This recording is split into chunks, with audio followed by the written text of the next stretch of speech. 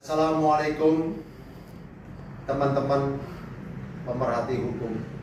Di samping saya ini adalah saudara Bambang, warga Surabaya, di mana beberapa hari yang lalu beliau sebagai tersangka kasus kekerasan terhadap anak yang dituduhkan oleh familinya sendiri, dan saudara Bambang ini sempat ditahan di Rutan Medaeng, Surabaya selama 1 bulan. Ya. Dia dilaporkan di pihak kepolisian di Polrestabes Surabaya. Ya. Kemudian diselesaikan kasus ini di tingkat kejaksaan dengan memakai restoratif justice. Paradigma hukum kita ada 2. Yang pertama adalah hukum diselesaikan secara normatif. Kemudian hukum bisa diselesaikan secara restoratif justice, ya, kecuali kasus-kasus yang menyangkut keamanan negara, terorisme, narkoba, korupsi, dan kasus yang meresahkan masyarakat serta extraordinary crime itu tidak bisa diselesaikan dengan restoratif justice. Kembali ke saudara Bambang, seharusnya di tingkat penyidikan tingkat awal yang kami himbau pihak kepolisian sudah bisa harus menyelesaikan kasus ini secara restoratif justice, ya, karena bukti yang ada mungkin kurang kuat atau bisa diselesaikan secara kekeluargaan, itu lebih elegan dan lebih bijaksana di dalam penyelesaian kasus-kasus hukum seperti hal yang dituduhkan kepada saudara Bambang. Kemudian kasus ini dilimpahkan di kejaksaan, ya, dan saudara Bambang selaku tersangka datang di kejaksaan, dan di proses di kejaksaan langsung dilakukan penahanan. Benar, saudara Bambang? Ya. Kemudian dia ditahan selama 1 bulan.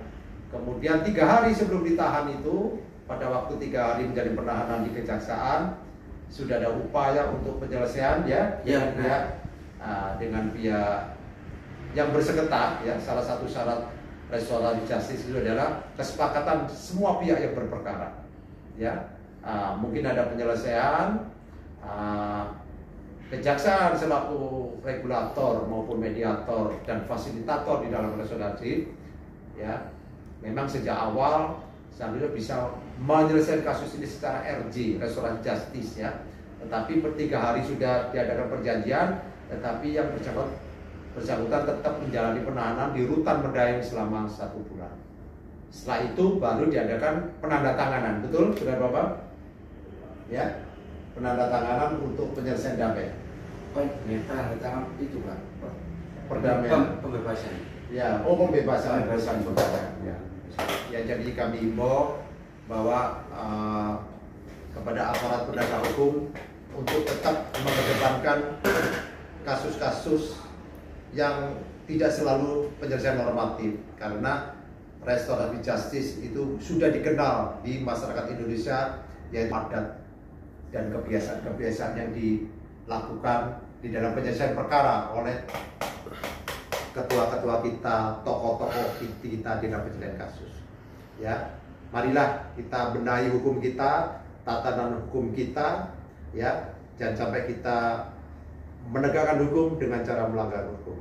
Mudah-mudahan dengan adanya kasus saudara Bambang, restoratif justice baik di tingkat kepolisian maupun di tingkat kejaksaan sudah menjadi melembaga, ya, melembaga, sehingga ada kepastian, kemudian ada keadilan, dan tentunya ada kemanfaatan hukum itu sendiri. Terima kasih, mudah-mudahan saudara Bambang bisa menyadari dan bisa mengintrospeksi dirinya bahwa apapun yang dilakukan itu semuanya pasti ada dampaknya. Ya, sekali lagi kepada semua pihak, khususnya aparat penegak hukum, mari kita selesaikan hukum ini dengan sebaik-baiknya, ya, dengan elegan restoratif. Kami terima kasih kepada semua pihak yang sudah membebaskan saudara Bambang secara restoratif justice, ya. No law, no country. Tiada hukum, tiada negara. Wassalamualaikum warahmatullahi wabarakatuh. Saya Yoyo Subagiono.